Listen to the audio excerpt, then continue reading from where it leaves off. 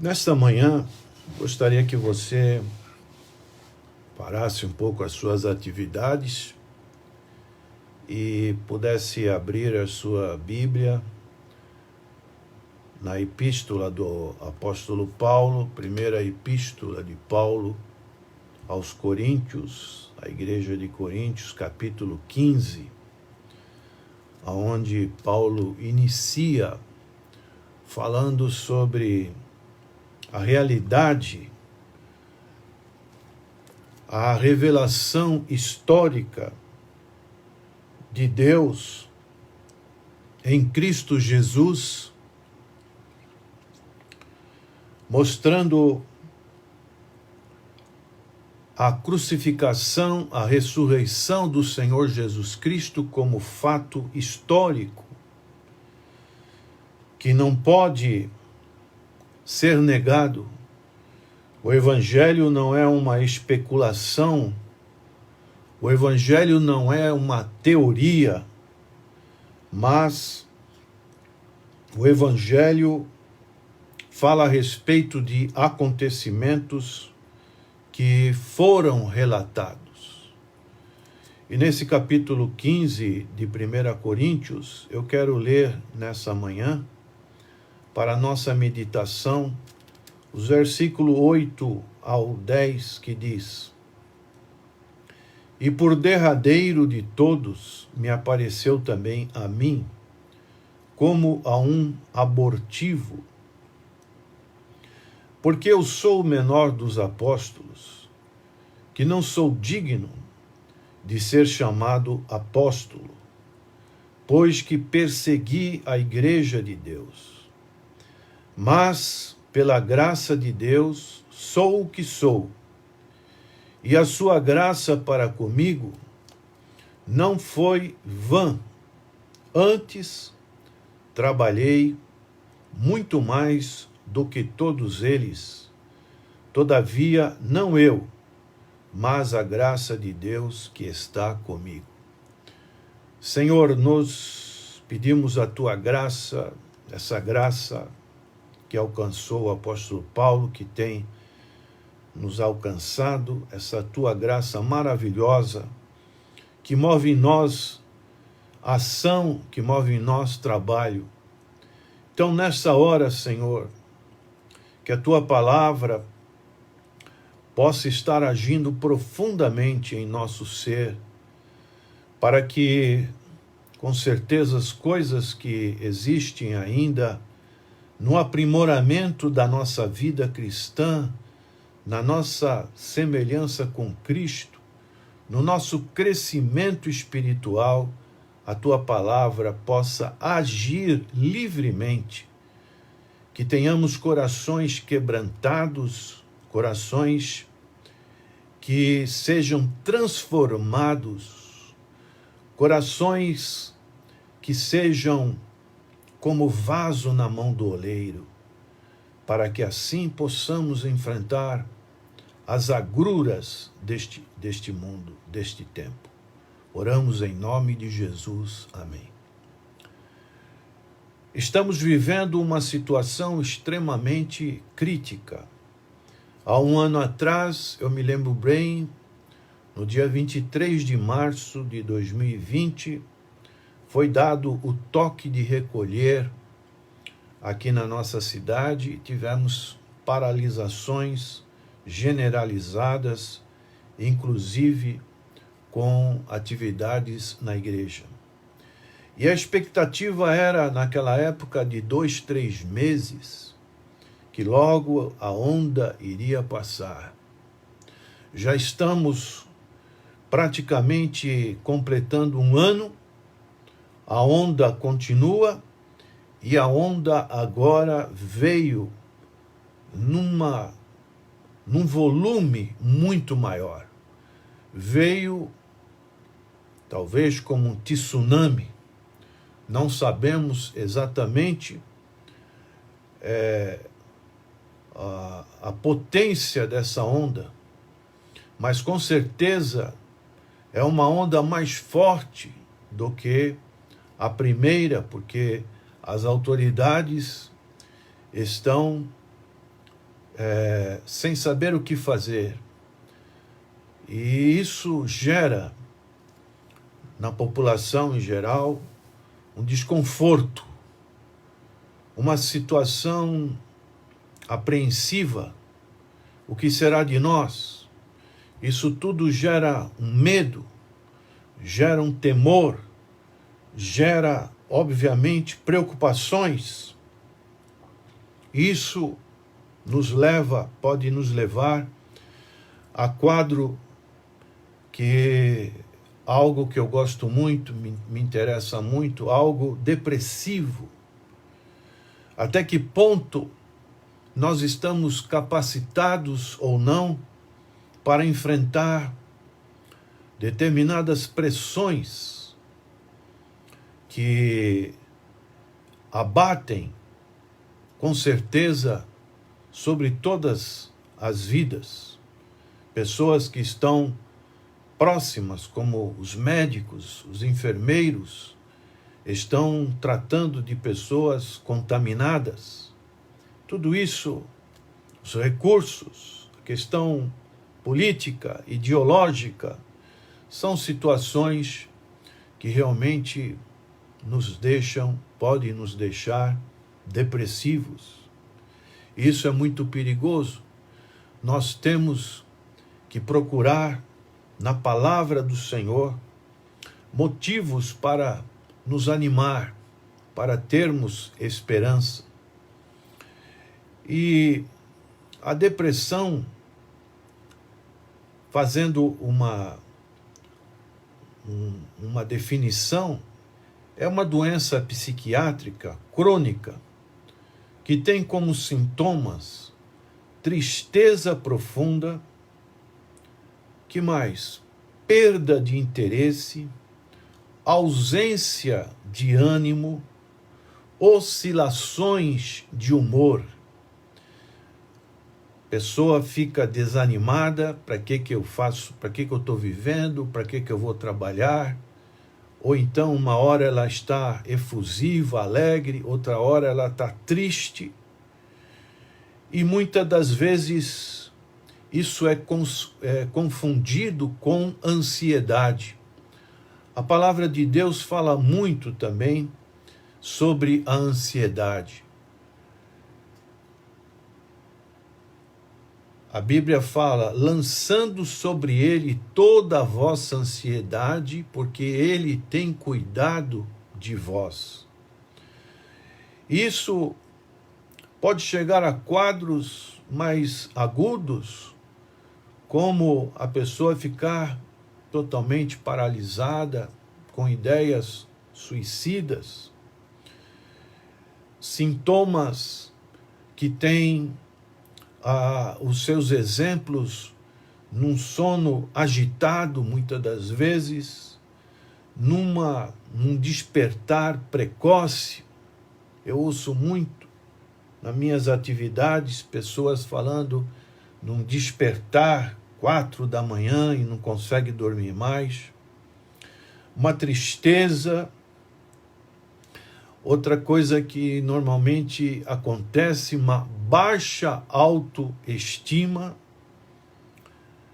Então são situações psicológicas que afetam o nosso ser.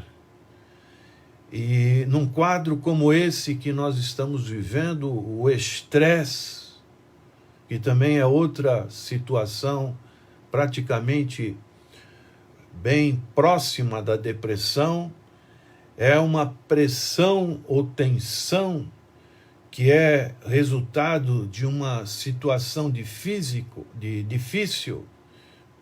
como, por exemplo, uma situação física, uma situação que a pessoa está com uma doença, está com o seu sistema imunológico prejudicado, já tem doenças crônicas pré-estabelecidas. Tudo isso, a idade que está chegando, tudo isso são situações em que, com certeza, gera estresse, gera essa situação depressiva, também situações emocionais que, como nós podemos ver, conflitos conjugais, mortes de crianças, e é uma situação extremamente, um quadro social extremamente grave, situações psicológicas, de estresse, e isso é algo que a palavra de Deus, ela tem também a sua função, e eu creio que a melhor coisa que nós devemos fazer é buscar as instruções da palavra do Senhor para as nossas vidas, porque é o alimento, é a luz que pode clarear a nossa mente no momento em que ela está sendo bombardeada, principalmente com medidas tão restritivas como nós já estamos vivendo e vamos ainda viver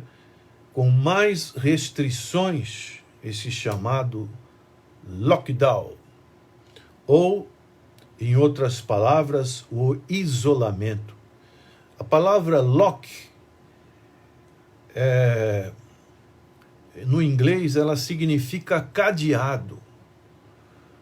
Down é baixo. Então, é algo que prende as pessoas, isola as pessoas.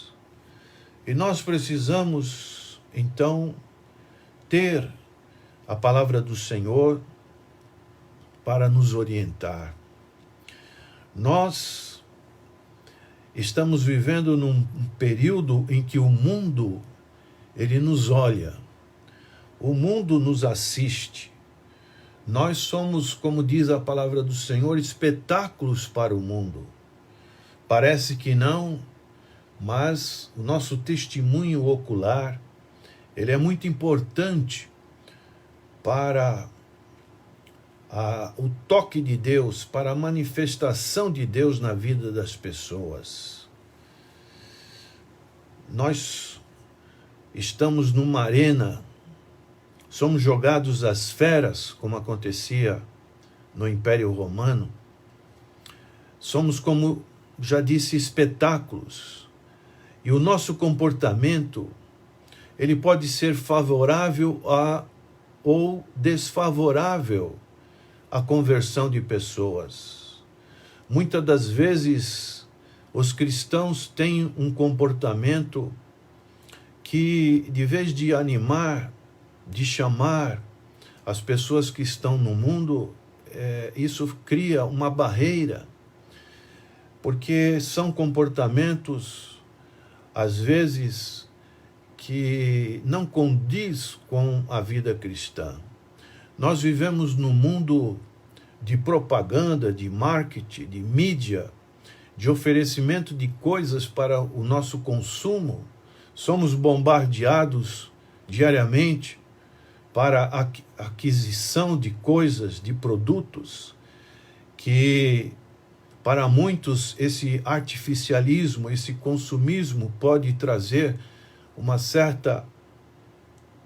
certo conforto, um certo alívio, mas nós sabemos que isso tudo é coisa passageira, é coisa que tem o seu valor apenas no momento. Mas os valores internos, os valores espirituais são valores profundos, porque mexe no nosso ser e transforma o nosso ser. E nós somos como vitrine para o oferecimento do Evangelho de nosso Senhor Jesus Cristo. Nós estamos numa condição em que podemos atrair ou rejeitar a ação do Evangelho na nossa vida. Aqueles cristãos primitivos, na época dos imperadores romanos, Eles eram pessoas que sofriam uma perseguição atroz, eram queimados vivos, colocados em poste, crucificados, jogados na arena para enfrentar gladiadores, animais ferozes, mas eles não recuavam, porque eles tinham uma convicção plena. E fico a imaginar a pressão que eles tinham de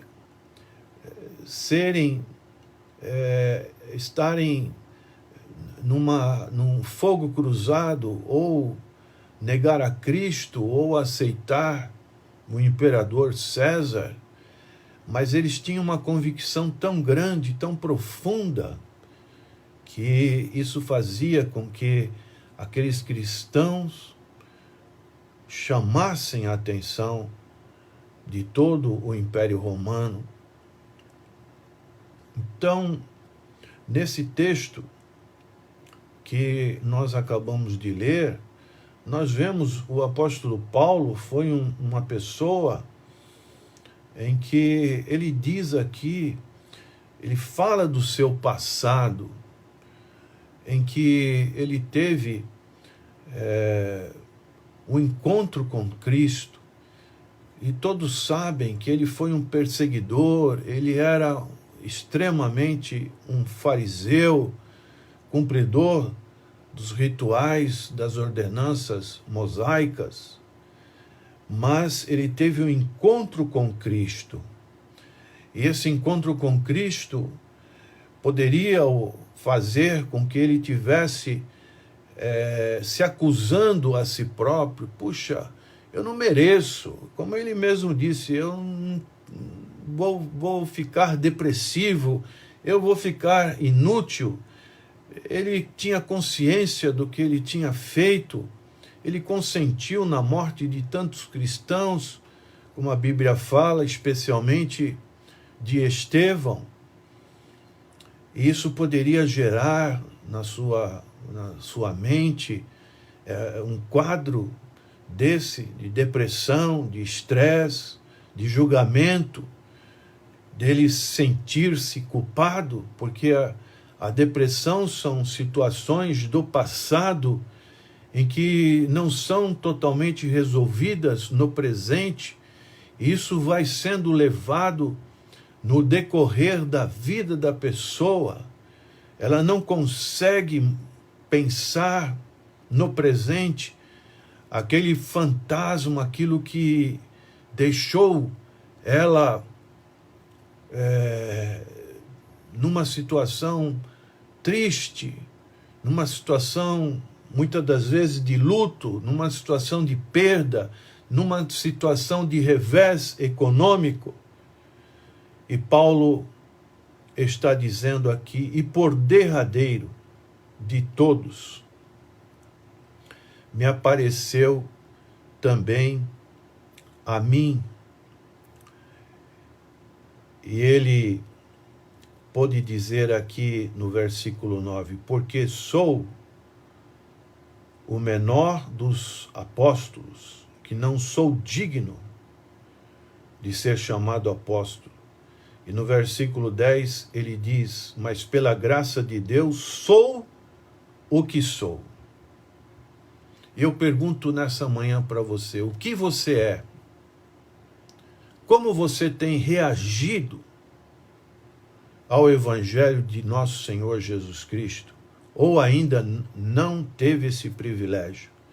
Mas se você teve esse privilégio de ser tocado pelo Espírito Santo de Deus, e você ter sido uma nova criatura, você agora tem que ser o que você é. Sou o que sou. Paulo reconhecia a sua posição em Cristo Jesus, não no que ele conseguiu pelos seus próprios esforços, mas pelo que o Senhor Jesus Cristo tinha feito lá na cruz do Calvário e tinha oferecido para ele essa restauração espiritual. E ele, então, entendia que ele tinha sido perdoado pelo Senhor Jesus Cristo lá na cruz do Calvário. Ele reconhecia a sua posição em Cristo Jesus, que ele era adotado por Deus em Cristo, e não somente adotado como um escravo, como um servo, mas uma posição ainda mais privilegiada, que ele era herdeiro de Deus, co-herdeiro com Cristo. Mas muitas das vezes o que acontece é que o inimigo das nossas almas, ele vem nos acusar, vem nos fazer lembrar, ou pessoas vêm querer dizer coisas do nosso passado, e isso faz com que muitas pessoas paralisam-se na obra espiritual, na ação da vontade de Deus para as suas vidas. Mas nós devemos entender que nós temos que vencer essas acusações, porque, como diz aqui o apóstolo Paulo, ele veio por último dos apóstolos, que Cristo tinha aparecido também a ele, e ele usa uma expressão, um exemplo bem significativo, como a um abortivo. Alguém que nasceu fora do tempo.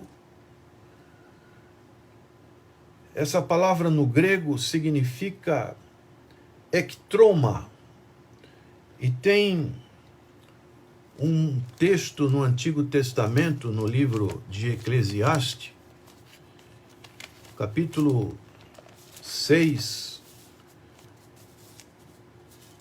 versículo 3, que diz assim: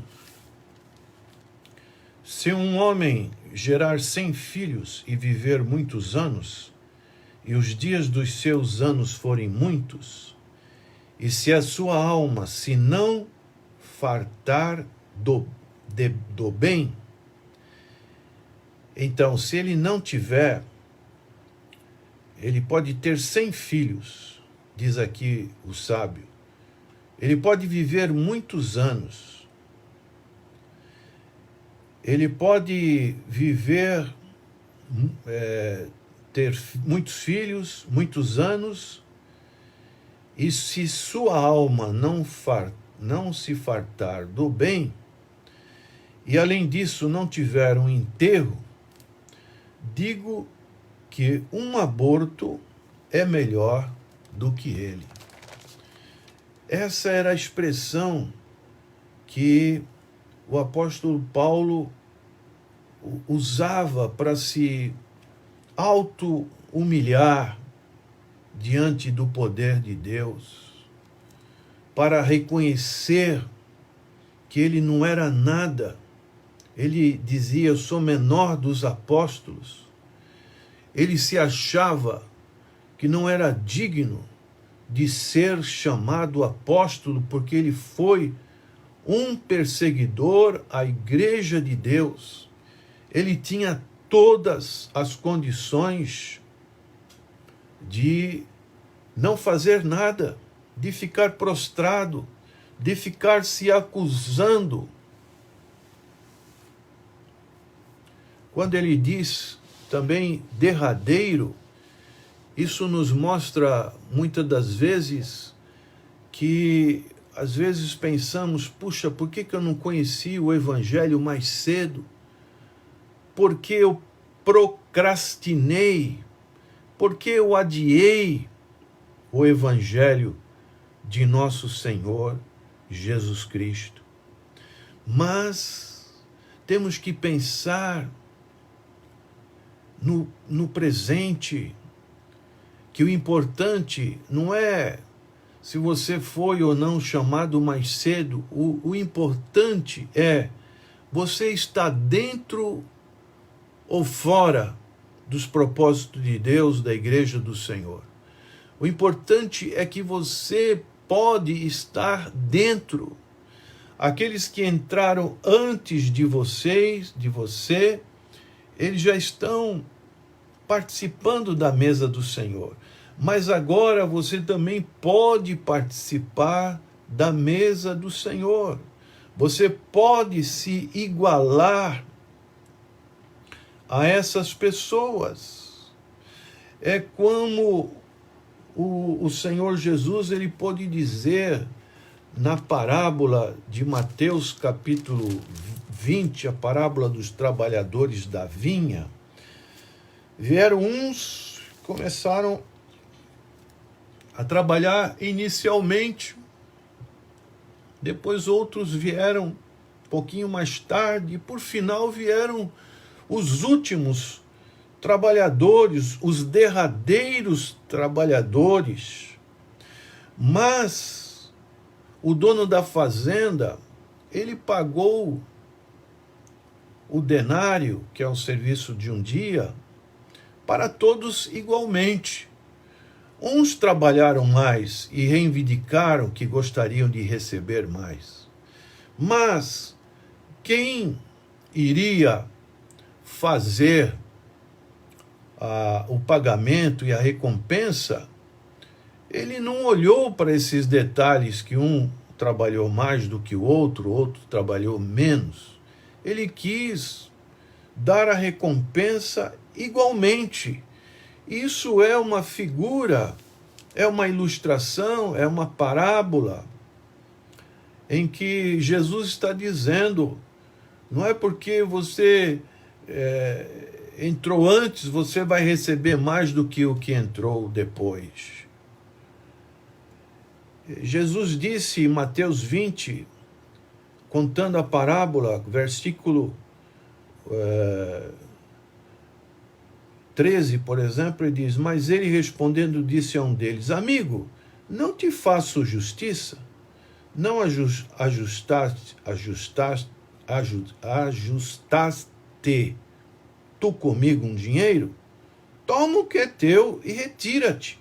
Eu quero dar a este derradeiro como a ti.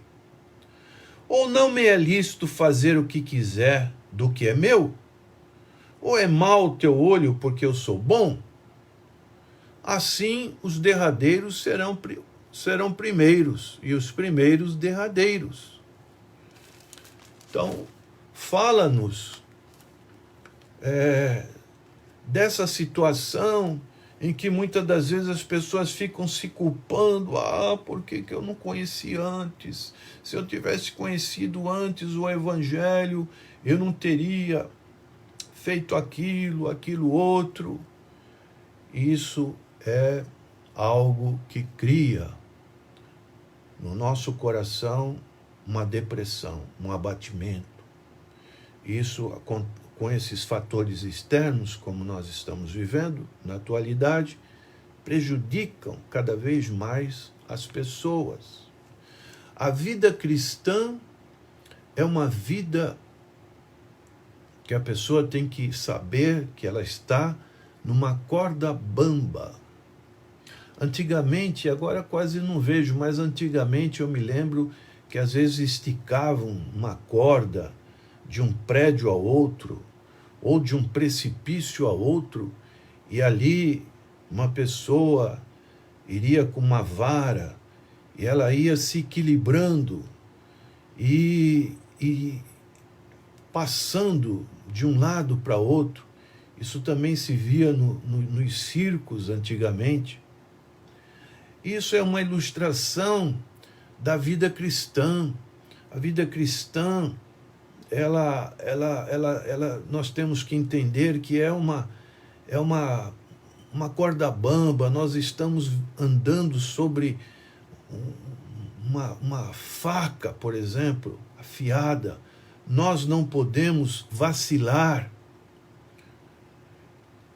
porque existe uma nuvem de testemunha, como diz o autor aos Hebreus, nos observando as nossas reações.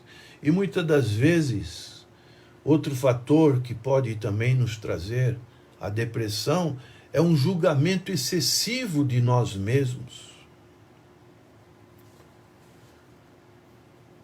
Isso é muito perigoso. Nós ficamos nos julgando, mas por que isso, por que aquilo? Isso é muito perigoso. Nós devemos nos esquecer a nós mesmos.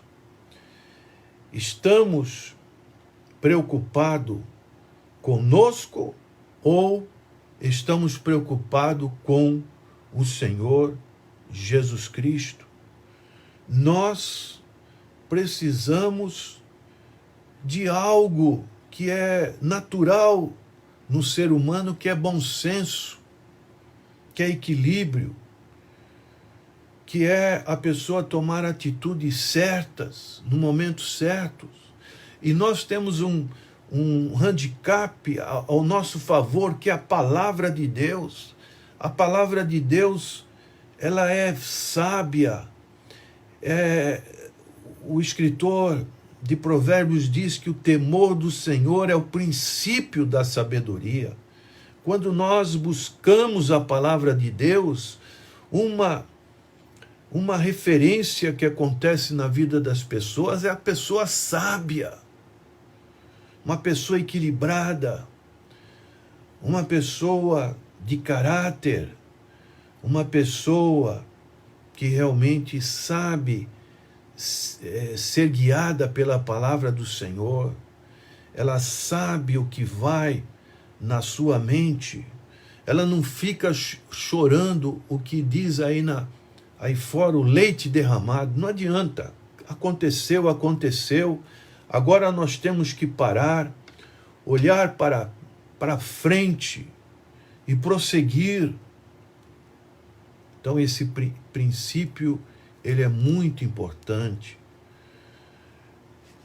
Paulo, ele diz em 1 Coríntios, capítulo 4,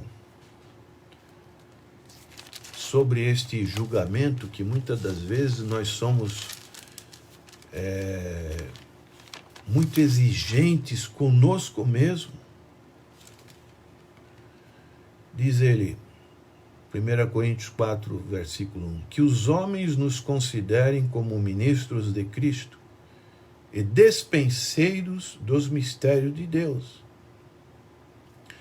Além disso, requer-se nos despenseiros que cada um se ache fiel. Todavia, essa palavra é uma conjunção conclusiva, uma conclusão, uma experiência própria de Paulo. Ele diz, todavia, a mim, muito pouco se me dá de ser julgado por vós. Quer dizer, ele não estava tão interessado no julgamento daqueles cristãos do Coríntios, ou por algum juízo humano, nem eu também, pouco a mim mesmo, me julgo. Quer dizer, ele não se julgava a si próprio, porque em nada me sinto culpado, mas nem por isso me considero justificado. Olha que palavras sábias. Ele não se sentia culpado, ao mesmo tempo ele não se sentia justificado pela sua própria justiça. Pois quem me julga é o Senhor.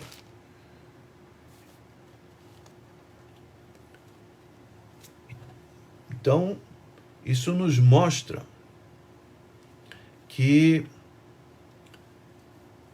tem certas coisas que não podem ser mudadas. Se essas coisas não podem ser mudadas, é melhor não pensar. É melhor não ficar se remoendo, se acusando. Você não pode trazer, hipotecar o presente ao passado, aquilo que aconteceu com você. Você tem que viver o presente, mesmo numa situação dessa tão terrível que nós estamos vivendo. Vamos viver o presente e vamos viver com ânimo, vamos viver com luta, com disposição. Então, compense o seu tempo, não perca o seu tempo remoendo, pensando, analisando. Às vezes acordando e ficando pensando em algo que já aconteceu. Compense o seu tempo. A Bíblia fala de remir o tempo. O tempo é precioso. Quantas pessoas perdem o seu tempo? Eu fico preocupado principalmente com os jovens. Não percam as suas energias com coisas do passado. Usem as suas energias para o presente. E assim Deus vai agir. Coloque o seu coração à disposição de Deus.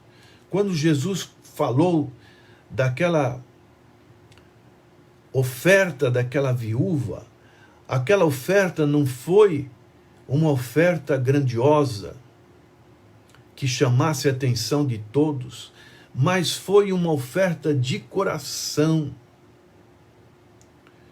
Uma oferta que ela deu tudo, era pouquinho, mas era algo que envolvia o coração daquela viúva. E o apóstolo Paulo, então, nesse 1 Coríntios 15, ele fala: sou o que sou, mas pela graça, a palavra graça de Deus, ela significa trabalho. O trabalho que a graça de Deus, de graça recebeste, de graça dai. Estamos concluindo. O trabalho, a graça fez com que eu trabalhasse. A graça de Deus, o olhar de Deus, ele podia dizer: sou o que sou. E a sua graça comigo não foi vã. Não foi algo que foi desperdiçada. É isso que nós precisamos. Mas antes, trabalhei muito mais do que eles, todos eles. Olha, parece um ufanismo, uma autopromoção. Não. Todavia, ele dizia: não eu, não Paulo, a pessoa de Paulo, algo perigoso que pode acontecer conosco, mas a graça de Deus que está comigo.